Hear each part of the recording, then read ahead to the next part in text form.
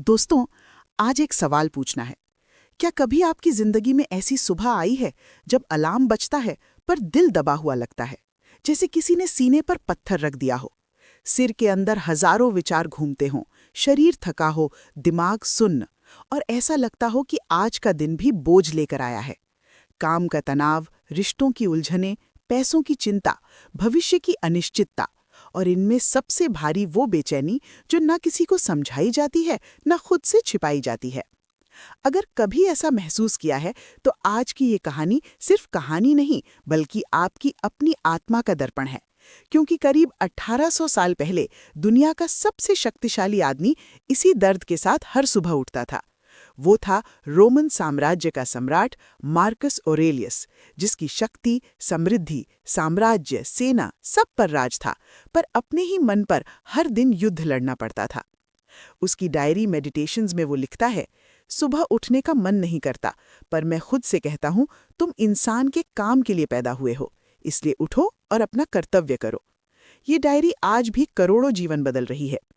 कहानी शुरू होती है सन 151, जब रोम साम्राज्य अपनी चोटी पर था।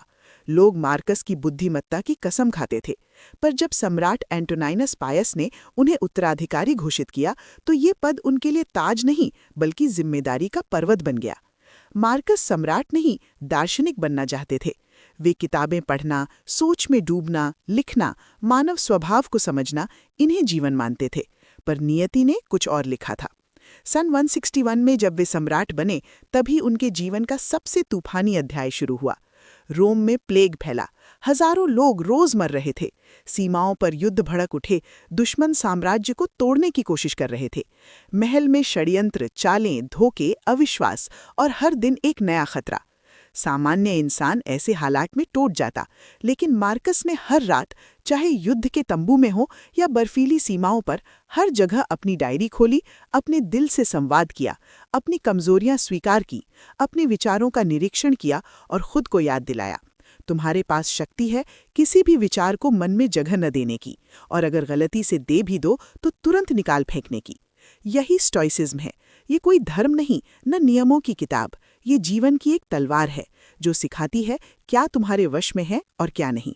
स्टोइसिज्म का पहला सिद्धांत डाइकोटमी ऑफ कंट्रोल, यानी नियंत्रण का द्विभाजन है।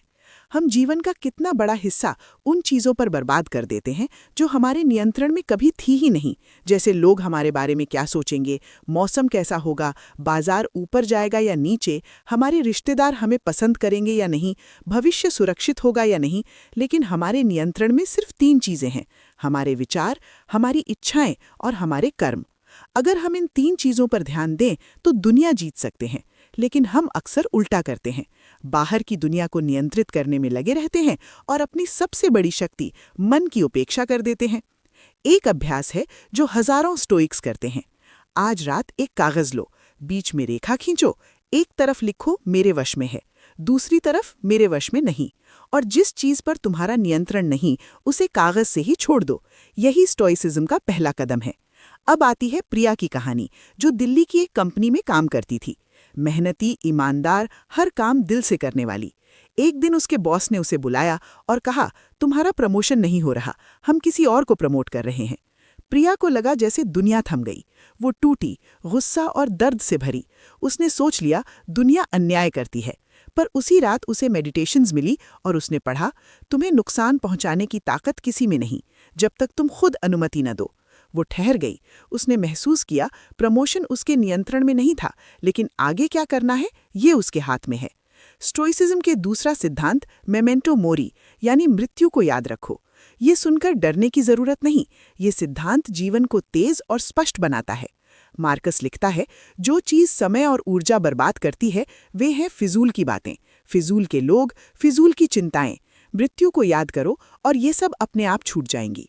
सोचिए, अगर आपके पास सिर्फ 1 साल बचे हों तो क्या आप वही करेंगे जो आज कर रहे हैं? क्या आप उन्हीं लोगों से मिलेंगे? क्या वही सपने देखेंगे? यही मेमेंटो मोरी कहता है, जो जरूरी है उसे आज करो। तीसरा सिद्धांत है अमोर फाती, यानी अपने भाग्य से प्रेम करो। जो हो चुका है वो चट्टान है, उसे बदल नहीं सकते, पर उसके सहारे चढ़ सकते हैं। मार्कस के जीवन में दुख अंबार की तरह थे। बच्चों की मौत, प्रिय मित्रों का जाना, प्लेग की विनाशकारी लहर, युद्ध के अंतहीन खतरे। पर उन्होंने लिखा, हर बाधा मार्ग है, हर रुकावट आगे बढ़ने का रास्ता है। जो तुम्हें रोकने आया है वही तुम्हें सुधारने आया है। यही अमोर फाती है। दर्द को दुश्मन की तरह नहीं, गुरु की तरह देखना। जीवन की सबसे बड़ी परेशानी ही सबसे बड़ा शिक्षक होती है। अब चलते हैं मार्कस के अंतिम दिन पर। सन 180 युद्ध के बीच वो बीमार और कमजोर थे। सेनापतियों ने कहा, सम्राट वापस चलिए, पर उन्होंने कहा, मेरे सैनिक यहाँ हैं, मैं भी यहीं रहूंगा। रात को उन्होंने अपनी डायरी खोली और आखिरी बार लिखा, जो करने योग्य था मैंने किया, जो सहने योग्य था सहा, जो छोड़ने योग्य था छोड़ा, अब शांति है। अगली सुबह मार्कस ऑरेलियस नहीं उठे, पर उनकी डायरी आज भी जीवित है। बिल गेट्स, टिम कुक और आज आप जैसे लाखों लोग उनकी बुद्धिमत्ता से जीवन बदल रहे हैं। अब आपके लिए 3 स्टोइक आदतें। पहली, हर सुबह खुद से पूछो, आज क्या मेरे वश में है, और सिर्फ उसी पर ध्यान दो। दूसरी, हर रात 3 लाइन लिखो, आज क्या अच्छा हुआ, क्या सीखा, कल क्या बेहतर करूंगा। तीसरी, हर मुश्किल में याद करो, ये भी बीत जाएगा, और जब बीतेगा मैं पहले से ज्यादा मजबूत बनूंगा। मार्कस लिखते हैं, तुम्हारे पास शक्ति है अपना जीवन बदलने की, बस उसे पहचानना है। ये शक्ति हमेशा से आपके अंदर थी, बस आज उसे जगाने का समय है। अगर ये कहानी दिल तक पहुंची हो तो उसे उस दोस्त तक भेजो जिसे आज इसकी सबसे ज्यादा जरूरत है। डीप माइंड लेयर्स को सब्सक्राइब करो और कमेंट में बताओ कौन सा स्टोइक सिद्धांत आपके दिल में उतरा। जय हिंद।